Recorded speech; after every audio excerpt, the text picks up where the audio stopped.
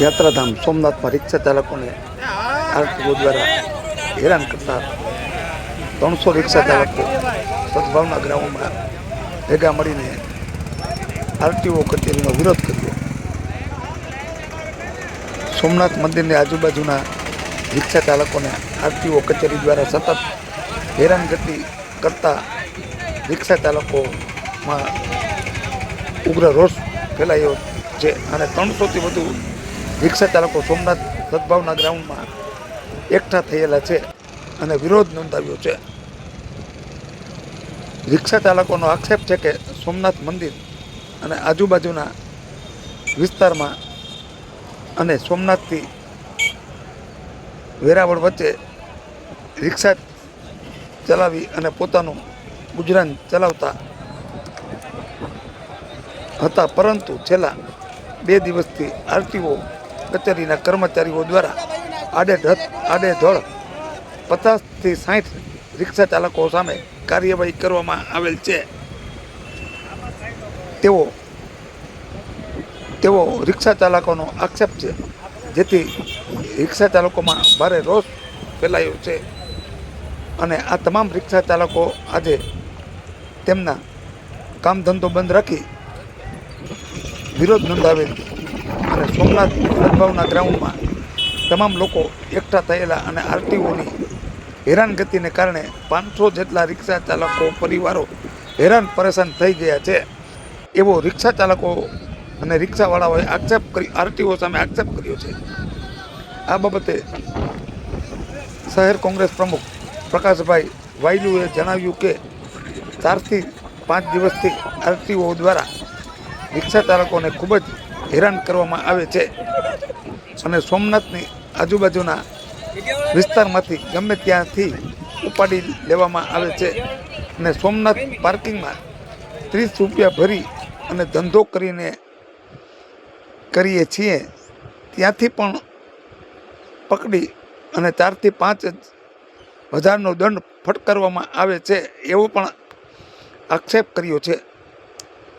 સોમનાથ આવતા યાત્રિકોને સારી રીતે દર્શન કરાવી અને તેઓને જ્યાં જવું હોય ત્યાં પહોંચાડી દેવામાં આવે છે, જેથી સોમનાથ આવતા યાત્રિકો પણ રિક્ષા ચાલકો પ્રત્યે સારી છાપ ધરાવે છે. રિક્ષા ચાલક વિજયભાઈ ચાવડાએ જણાવ્યું છે કે અમારી પાસે પૂરતા ડોક્યુમેન્ટ હોવા છતાં Somnath parking, Triveni Sangam, good luck circle સહિત ગમે ત્યાંથી પેસેન્જરો ઉતારતા હોઈએ ભરતા હોઈએ ત્યાંથી આરટીઓની 4 ગાડીઓ આવી અને અમને ઉપાડી અને દંડ ફટકારવામાં આવે છે. તેવો આક્ષેપ કર્યો છે. રોજે રોજનું કમાતા રિક્ષા ચાલકોને હેરાન કરવામાં આવે છે, જેથી રિક્ષા ચાલકોના 500થી વધારે પરિવારો આરટીઓ કચેરીના અધિકારીઓથી હેરાન પરેશાન છે. આમ સોમનાથ પ્રભાસ પાટણના તમામ રિક્ષા ચાલકો એ આરટીઓ કચેરીના અધિકારીઓ સામે આક્ષેપ કર્યો છે. રિક્ષા ચાલકો એવો આક્ષેપ કરે છે કે અધિકારીઓ અમને ખોટી હેરાન પરેશાન કરે છે. જે દર્શક આરટીઓ દ્વારા વારંવાર અમારે નાના અને મધ્ય વર્ગના ગરીબ રિક્ષાવાળાઓને આ 4-5 દિવસથી બહુ હેરાન કરવામાં આવે છે. એટલે હેરાનનો મતલબ એવો છે કે જે સોમનાથ ટ્રસ્ટનું પ્રાઇવેટ પાર્કિંગ છે તેમાં અમે લોકો 30 રૂપિયા ચાર્જ આપીને પાર્કિંગ પણ કરીએ છીએ અને ત્યાંથી રોજગારી પણ મેળવીએ છીએ, છતાં પણ ત્યાં આવી અને આરટીઓવાળા અમારી ગાડી ડિટેન કરવામાં આવે છે. કમસે કમ 50 થી 60 રિક્ષાઓ કાલે ડિટેન કરેલી છે.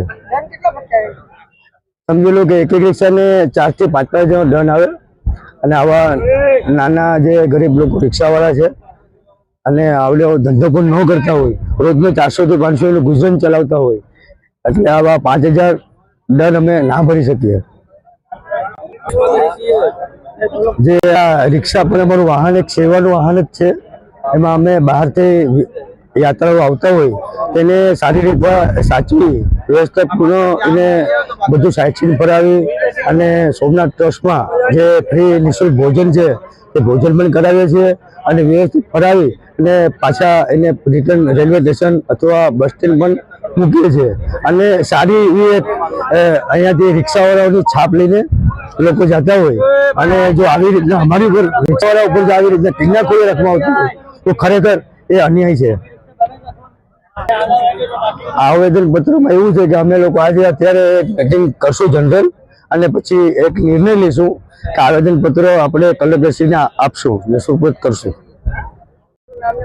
મારું નામ છે વિજય દિનુભાઈ ચાવડા. મારો ઉદ્દેશ છે કે કાલે અમારે સોમનાથમાં જે અમારા રિક્ષાવાળા બધી આ ભાઈઓ છે કાલે રિક્ષા ચલાવતા હતા તો આરટીઓ વાળા સાહેબ છે જ્યાં ત્યાં આવી 4 ગાડી ફરતી હતી બરાબર. જેને આને આવે એને મેમ આપી દેતા હતા, જેને આવે એને મેમ આપી દેતા હતા. એટલે અમે બધા રિક્ષાવાળા ભેરા થઈ અને સાહેબને એક રિક્વેસ્ટ કરી કે સાહેબ તમે આ બધા ગરીબ માણસો છે એને પકડીને તમે મેમ આપો, એનું રીઝન તો અમને કહો. તો કે ભાઈ એ અમને કંઈ ખ્યાલ નથી બરાબર છે અને ગમે ત્યાંથી આવીને પકડી લે. માનો કે અમારી આગળ પૂરતા કાગળિયા નથી, લાયસન્સ, પીયુસી, કાગળિયા, મીટર, એ મેમ આપે એ વ્યવહારિક વાત છે કે એ આરટીઓના નિયમ મુજબ છે બરાબર. પણ જ્યાં રોડ ઉપર અમે જે સ્ટેશનથી યાત્રિકોને લઈ આવીએ છીએ ત્યાં અમે ઉતારીએ ત્યાં પણ ગાડી પકડી લઈ, અમે પેસેન્જરને બેસાડીએ ત્યાં પણ ગાડી પકડી લઈ. બધી બાજુ અત્યારે સર્કલ છે, માનો કે ત્રિવેણી સંગમ છે, ગુડલક વેણેશ્વર છે, ત્યાંથી અમારી ગાડીઓ 4 આરટીઓની ગાડી કાલે ફરે છે બરાબર. એટલે મેં સાહેબને રજૂ કર્યું બધી પાર્કિંગની અંદર કે સાહેબ આનું કે ભાઈ મને કંઈ નથી, તમારે કલેક્ટરને મળી લેવાનું બરાબર. અત્યારે હું એમ કહું કે અમારે એ રીઝન છે, સાહેબને એટલું રિક્વેસ્ટ છે કે અમે અત્યારે જઈએ ક્યાં, તમે હરેક જગ્યાએ તમારા ઘરના બૈરા હોય, કોઈને દવાખાને લઈ જવાના હોય, કોઈ ડિલિવરી વાળા કેસ હોય, કોઈ વિકલાંગ હોય. અને હું બીજા નંબરમાં એમ કહું કે અત્યારે જે નગરપાલિકા જે આપણું વેરાવાનું છે એમાં જે બસ ચાલે છે નગરપાલિકાની એ બસ તો અત્યારે સાઇટ સીનમાં ચલાવે છે. તો અમારા રિક્ષાવાળા જે યાત્રિકો જે આ બિચારા આવે છે એને સાઇટ સીન કરાવે છે. તો નગરપાલિકાનો મતલબ શું છે? નગરપાલિકાની 4 બસ છે, પછી જે બસ સ્ટેન્ડમાં બસ ચાલે છે એ સાઇટ સીન કરે, પછી બોટ ફેરવી નાખે જુનાગઢ રાજકોટ, તેનો મિનિંગ શું છે? વસ્તુ તમે આ બધી કયો. અમારે અત્યારે બધી રિક્ષાવાળા ભાઈઓ ભેરા થયા છે તો બસો જે છે નગરપાલિકાની આટલા રિક્ષાવાળા છે, કોઈની બેન દીકરી ડિલિવરી છે, કોઈ વિકલાંગ છે, તો નગરપાલિકાની બસ ક્યાં ચાલે છે? નગરપાલિકાની બસ તો સાઇટ સીન કરે છે 30-30 રૂપિયામાં ને 40-40 રૂપિયામાં. મારી માંગણી છે કે અમારા ભાઈઓને એક આશ્વાસન આપે આરટીઓ વાળા સાહેબ. હું હાથ જોડીને વિનંતી કરું છું કે તમે હરેક જગ્યાએ પકડી લો, એનો રીઝન તમને આપો. હું તમને એમ કહું આટલા ગરીબ માણસો અત્યારે જોવા કેટલા જણા બેઠા છે, આ બધા એના કોઈના બચ્ચા છે, કોઈના હપ્તા ચાલુ છે, કોઈના માં, કોઈની બેન બીમાર છે.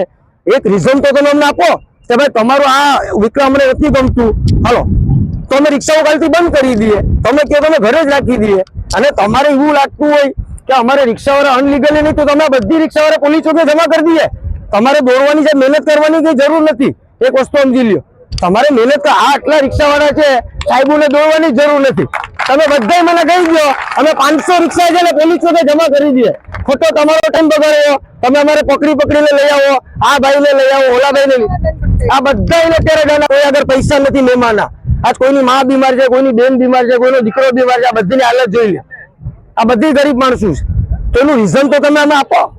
હું એમ નથી કહેતો અમે અનલીગલી છે, અમારી આગળ કાગળિયા નથી, અમારી આગળ વીમો નથી, તો તમે દંડ અમે ભોગવવા તૈયાર છે. પણ જે ખાલી જેની આગળ વીમા છે, પાર્સિંગ છે, એને શું કરવા તમે હેરાન કરો છો એમ કહું તો પછી યાર અમે ગરીબ માણસો છે ને, અમે અમારા રિક્ષા, અમારા બાયડી બચ્ચા છે, અમારું ગુજરાન અમે ચલાવીએ છીએ સાહેબ. તમે એક રીઝન તો આપો કે અમારે ત્રિવેણી ઉતારવાની, અમારે સમસાણે છે, અમારે કોઈ મરી ગયા હોય તો ન્યાય તમે અમારી ગાડી પકડી લો. તમારે સમસાણ વાળા અમારા ડાગુને લઈ જવા કેમ? તમે ગુડલકથી પકડી લો, તમે વેણેશ્વરથી પકડી લો. પણ એનું રીઝન તો તમે અમને આપો કે અમારે સ્ટેશનથી યાત્રિકોને લઈ આવ્યા હોય તો અમારે સ્ટેશનને ના ઉતારવાના અને અહીંથી તો અમે એમ લાગે કે ભાઈ કાયદેસર આરટીઓનું કામ બરાબર છે.